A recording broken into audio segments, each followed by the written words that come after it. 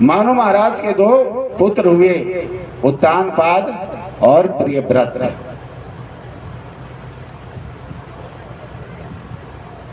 प्रियव्रत नारद जी के पास में जाकर के ब्रह्मचर्य पालन करके ध्यान धरना समाधि में लग गए हैं। उत्तानपाद की शादी होती है। उत्तानपाद की दो पत्नी हैं, सुनीति और सुरुचि। उत्तानपाद जीव मात्र उत्तानपाद है। उत्तम पाद चिन्ह यस्य स उत्तानपाद, जिसका चिन्ह उत्तम होता है, श्रेष्ठ होता है, उसको उत्तानपाद कहते हैं। जीव से अच्छा कोई भी संसार में नहीं है। माता के गर्भ में रहने वाला सभी जीव उत्तानपाद है। जब जीव माता के गर्भ से बाहर निकलता है तो पहले सिर निकलता है, बाद में पांव निकलता है। तो जिसका सिर पहले नीचे हो और पांव ऊपर हो, अब बाद में चल करके पांव नीचे हो जाए और सिर ऊपर हो जाए, उसी को उत्तानपाद कहते हैं, जीव कहते हैं। बोलो कृष्ण भगवान की।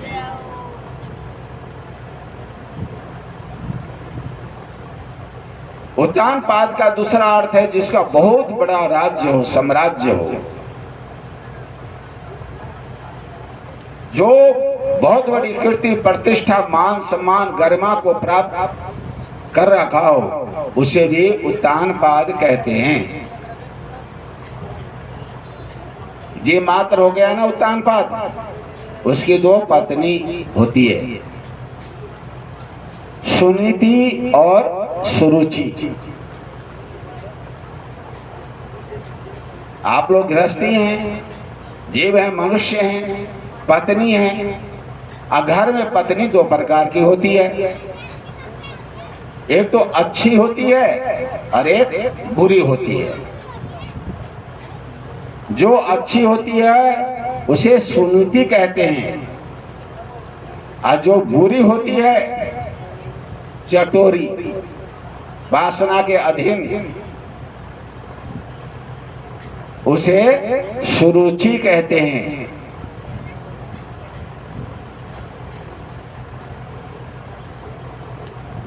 सुनीति अर्थात अच्छी नीति।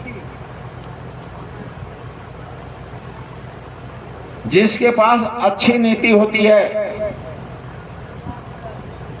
सदाचार अच्छा होता है, विचार अच्छा होता है, एम नियम अच्छा होता है,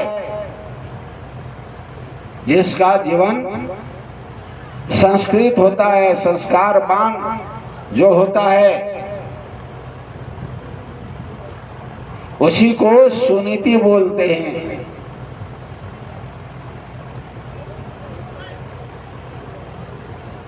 और ऐसे सुनीति के गर्भ से ध्रुव नाम के बालक बच्चा पैदा होता है। ध्रुव माने अटल, टलने वाला नहीं, हिलने वाला नहीं। अटल का मतलब होता है अविनाशी, जिसका कभी नाश नहीं होता, शाश्वत, हमेशा, नित्य, हमेशा, परिपूर्ण, परमानंद, परमात्मा को ही पुत्र के रूप में सुनीति प्राप्त करती है। हर माता का कर्तव्य होता है, पहला गुरु माता। पहला गुरु कौन? माता। यदि आप ध्रुव जैसा पुत्र प्राप्त करना चाहती हो माताओं, मेरे बहनों, मेरे बच्चियों, तो गर्भा समय में आपको ध्यान रखना है। उस समय में आपको अच्छा विचार, अच्छा संस्कार लाना चाहिए। आप भागवत पढ़ो, आप रामायण पढ़ो, आप गीता पढ़ो, आप महाभारत पढ़ो, संतों का प्रवचन सुनो, गुरुजनों की वाणी सुनो, भोजन पर अंकुश लगाओ। यदि आपको अच्छा बच्चा चाहिए तो आपको फल फ्रूट का सेवन करना चाहिए। जैसे संतरा है, साधन है तो मौसमी का सेवन करना चाहिए, संतरा का सेवन करना चाहिए, अनार का सेवन करना चाहिए, आम जैसे है इन सबों का सेवन करना चाहिए। घर में साधन है तो मैं कहता हूं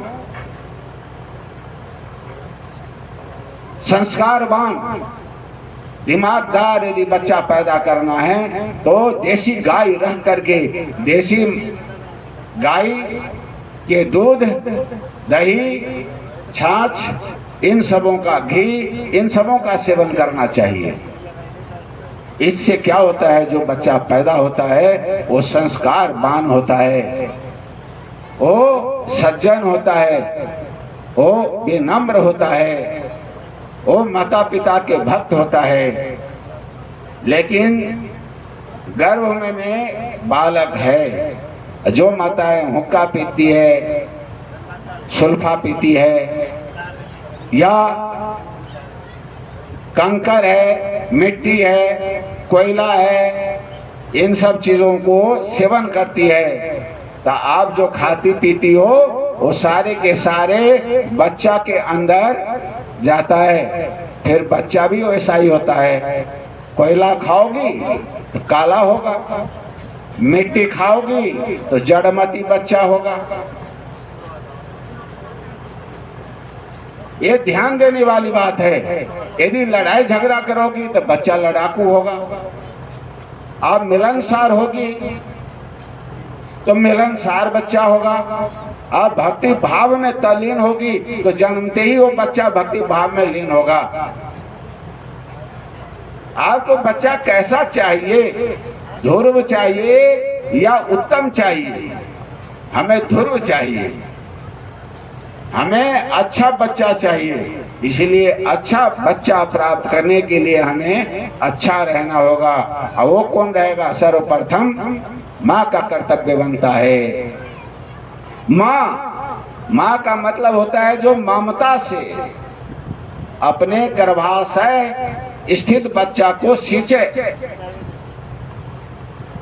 जैसे चिड़िया पक्षी अपने अंडा को बड़ी ही ममता के साथ सींच करके उसको जन्म देती है चिड़िया, और जब तक वो बच्चा चुंगने लायक नहीं हो जाता, समर्थ नहीं हो जाता, तब तक वो सींचती रहती है, चुगा देती रहती है। उसी प्रकार जब तक हमारा बच्चा योग्य न बन जाए, अच्छा बुरा न समझने लग जाए, तब तक माता का कर्तव्य होता है बच्चा को समझाना।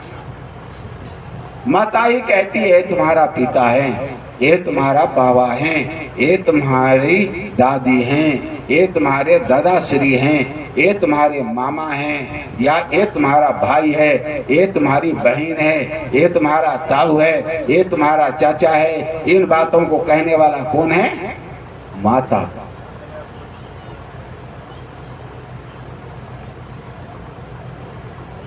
तो हमें ध्रुव जैसे पुत्र प्राप्त करने के लिए हमें सुनीति बनना होगा।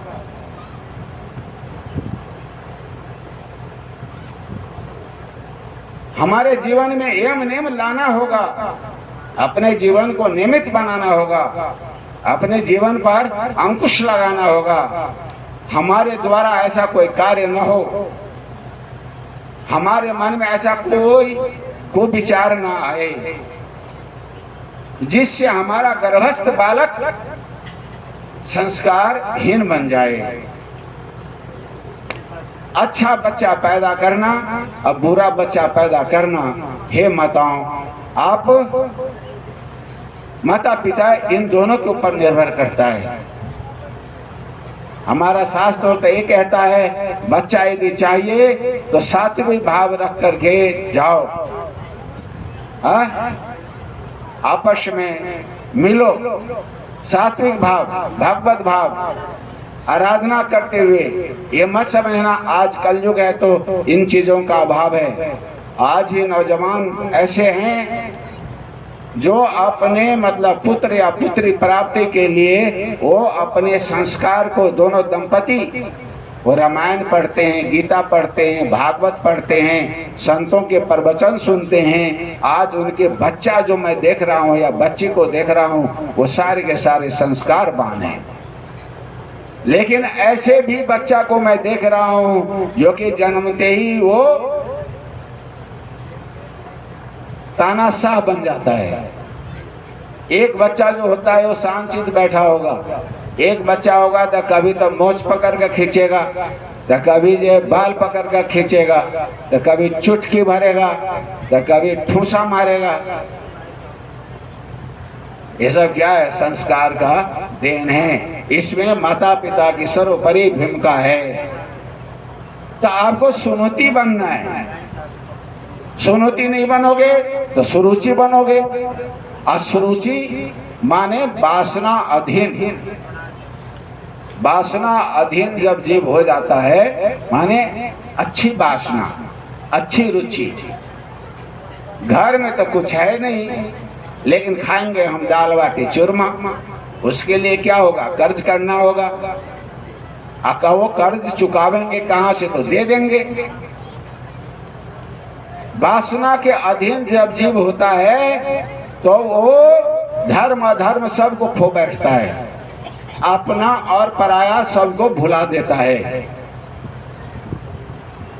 आज जो भी हो रहा है, अत्याचार, दुराचार, व्यभिचार, ये सब के सब वासना के अधीन ही हो रहा है। बहुत सारी माताएं ऐसी होती है, हे माताओं तुम लक्ष्मी स्वरूपा हो, याद रखना। ये दो हाथ हैं, दाएं हाथ में लक्ष्मी का निवास है और बाएं हाथ में कालिका का निवास है। चाहो तो लक्ष्मी के तरी अपने विचारों से उजड़े हुए घर को आप बसा सकती हो, बिखरे हुए घर को, बिखरे हुए परिवार को एक धागा में जोड़ सकती हो। और नहीं तो कालिमा के तरिए पोत पाट करके जो एक जगह है उनको अलग अलग कर सकती हो। ऐसी भी माता होती है जो सास ससुर की सेवा करती है, अपने परिवार की सेवा करती है। और ऐसी भी बहनें आती हैं, बेटियां आती है, कहती है मेरे से ये तो काम नहीं होगा, अलग हो जाओ। अलग होने के बाद में भी वो पति से कहती है, जो कि सुनते हो, आज मैं रोटी नहीं बना सकती, इसलिए ऐसा करो ना, होटल से बना लो, होटल से मंगा लो। और आज तो ऐसा करेंगे, कचौरी पकौड़ी खा लेते हैं, आज तो पानी पतासा ही पी लेते हैं, अरे आज समोसा ही खा लेते हैं, बच्चा को खिला देते हैं। जरा सोचो, जब बाहर की चीज जब बच्चा खाएगा, तुम खाओगे तो तुम्हारा बच्चा संस्कारवान कैसे बनेगा पता नहीं। होटल में बनाने वालों ने किस भाव से बनाया है, कैसा तेल लगा रहा है और कैसा वो आटा लगा रहा है, कैसी वस्तु लगा रहा है, कैसा उसका भाव है? समझ में नहीं आता। एक बार मेरठ के पास में एक होटल में चला गया, रेस्टोरेंट। हमारे जो भगत लोग थे वो जिमने लग गए, मैं बैठ गया। वहां बहुत सारे जिम रहे थे, खा रहे थे। अब क्या हुआ, मैं देख रहा हूँ, रोटी बनाने वाला फटाफट रोटी बना रहा है। इतने में पसीना आया, उसने ऐसे किया, फिर अब क्या हुआ, इतनी देर में उसे बीड़ी पीने की इच्छा हो गई, सुलगाया। इतनी देर में क्या हुआ, पसीना के मारे उसकी नाक में निकलने लग गई। मैं देखते देखते दंग हो गया। अब मैंने कसम खा ली, जो कि आज के बाद कभी भी होटल पर मैं रोटी नहीं खाऊंगा। हमारे चाहने वालों ने कहा, जो कि खा लो महाराज। हमने कहा पेट भर गया है, मेरा पेट भर गया, मैं नहीं खाऊंगा। लेकिन आज की जो नई पीढ़ी है, घर में बना करके भोजन बना करके खाना पसंद नहीं करती है, वो तो होटल के ही चटक पटक खाना पसंद करते हैं। अब बताओ, हमने कल आपको बताया था जैसा हमारा आहार होगा, जैसा हमारा खाना होगा, वैसा ही हमारा विचार बनेगा। उसी प्रकार के हमारे बच्चे कच्चे पूरे संसार होंगे ना। तब वासना का अधीन नहीं होना है। वासना के अधीन जब जीव हो जाता है, याद रखो, तब भाई भाई को मार देता है, बेटा बाप को अलग कर देता है, बाप बेटा को अलग कर देता है, भाई भाई को अलग कर देता है। क्यों? वासना के अधीन। इसीलिए हमें वासना के अधीन नहीं होना है। वासना के अधीन जो होता है तो उत्तम नाम के पुत्र पैदा होता है। आप कहोगे इसका क्या अर्थ है महाराज जी? ध्रुव माने शाश्वत, नित्य, परमानंद, ब्रह्मानंद, शांत चित्त, सर्वगुण संपन्न पुत्र जो होता है उसका नाम ध्रुव है। और उत्तम का क्या अर्थ होगा? उद माने ईश्वर, अतम माने अंधकार। ईश्वर को ढकने वाला अंधकार माने अज्ञान, माने नास्तिक, जो ईश्वर की सत्ता न मानता हो। ऐसे बच्चे भी होते हैं जो कहते हैं अरे तूने मेरे को जन्म दे दिया तो क्या हो गया, ये तुम्हारा फर्ज था। क्या मैंने ठेकेदारी ले रखी है तुम सबों की सेवा करने का? ईश्वर की पूजा करने से क्या होता है? जल चढ़ाने से क्या होता है? भजन पाठ पूजा से करने से क्या होता है? महात्माओं के पास में जाने से क्या होता है? ये आसुरी प्रवृत्ति के हो जाता है, नास्तिक बन जाता है। और जो नास्तिक बनता है उसकी अधिक उम्र नहीं होती है, याद रखना। जो संस्कारवान होता है उसकी लंबी आयु होती है, और जो संस्कारहीन होता है वो कभी भी किसी भी क्षण कहीं भी मर सकता है अपने कर्मों के कारण। तो हमें कुल मिलाकर के वासना के अधीन नहीं होना है। वासना के अधीन जीव की दो स्त्रियां हैं, सुनीति और सुरुचि। सुनीति को अपने जीवन में धारण करोगे तो ध्रुव जैसे पुत्र प्राप्त होगा, और सुरुचि को धारण करोगे, वासना को धारण करोगे तो उत्तम जैसे पुत्र होगा जो नास्तिक होगा। संसार में दो आनंद है, ब्रह्मानंद, परमानंद, आत्मानंद और एक वासनानंद। आपको कौन सा आनंद चाहिए? कृष्णानंद चाहिए, माने भगवान कृष्ण का आनंद। रामानंद माने भगवान राम का आनंद। परमानंद परमपिता परमात्मा का आनंद। आत्मानंद माने अपनी जो आत्मा है वो आनंद अनुभूति। अब ब्रह्मानंद जो ब्रह्म तत्व है उसका अनुभव चाहिए। तो आपको सुनीतिवान बनना होगा, अपने संस्कार को अच्छा बनाना होगा। यदि आप नहीं बनोगे तो आप वासना के अधीन हो जाओगे। अब वासना के अधीन में जब जीव हो जाता है तो उसकी दुर्गति होती है, उसका पतन होता है, उसका विनाश होता है, और वो न करने योग्य कर्तव्य को कर बैठता है। कैसे करता है आपको उदाहरण देते हैं, सुनना। बहुत अच्छी बात है, कथा तो हम जब चाहेंगे तभी कर सुना देंगे, लेकिन ये भी कथा है क्योंकि ध्रुव का चरित्र चल रहा है। हमें तो ध्रुव के प्रसंग में हम झांकी दिखाते हैं, लेकिन यहाँ शिव पंचायत की प्रतिष्ठा होने के कारण कल हमने ध्रुव का प्रसंग न कह करके हमने सती प्रसंग को ही वर्णन किया है। दो मित्र थे, दो मित्र। जैसे अभी पानी का अभाव है राजस्थान में, है ना। पहले इस एरिया में पानी की कोई कमी नहीं थी भाई। 50 साल से तो मैं देख रहा हूँ कोई कमी नहीं थी। बरसात के दिनों में ऊपर पानी आ जाता था। आज 600 700 फुट नीचे भी पानी नहीं है। जहाँ सैकड़ों कुंटल गेहूं पैदा होता था, आज खाने को दाना भी नहीं है, खरीदना पड़ता है। अकाल पड़ा। दोनों मित्रों ने विचार किया जो कि भाई हम अपने परिवार का भरण पोषण कैसे करेंगे, चलो कहीं दूर देश निकल चलते हैं, मेहनत मजदूरी करेंगे और जो मिलेगा उससे परिवार का भरण पोषण करेंगे। चले जंगल के रास्ते से जा रहे हैं। महात्मा की कुटिया आई।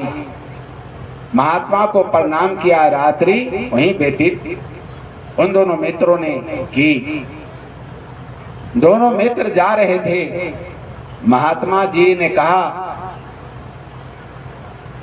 सुनो बेटाओं, तुम लोग जा रहे हो, रास्ते में डाकनी मिलेगी, डाकनी, और उस डाकनी के अधीन मत होना, नहीं तो तुम दोनों को खा जाएगी। महात्मा लोग डायरेक्ट न कह करके इनडायरेक्ट कह देते हैं, वो घुमा फिरा करके होनी को बता देते हैं। समझने वाला चतुर तो समझता है। हाँ, कहते हैं मूर्ख को कह लो बारंबार, चतुर को एक इशारा जी। जो समझदार होता है उसके लिए इशारा ही बहुत होता है।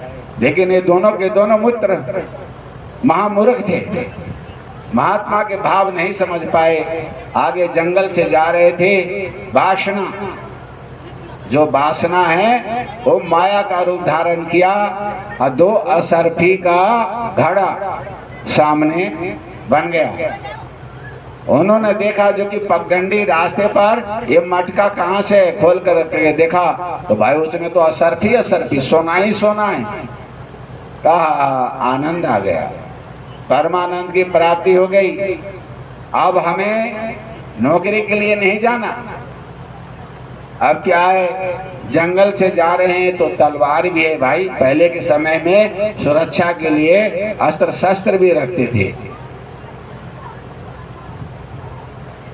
मैं एक मित्र ने दूसरे मित्र से कहा, भाई कार्य तो अपना सिद्ध हो गया, करोड़ों का माल मिल गया, ऐसी खुशी में जरा जो है खाना पीना हो जाए, पिकनिक जो है मन जाए। कहा, जाओ तुम जो है दुकान से जरा जो है कचौड़ी पकौड़ी समोसा ब्रेड पकौड़ा वगैरह खरीद कर ले आओ, हम इसकी रक्षा करते हैं।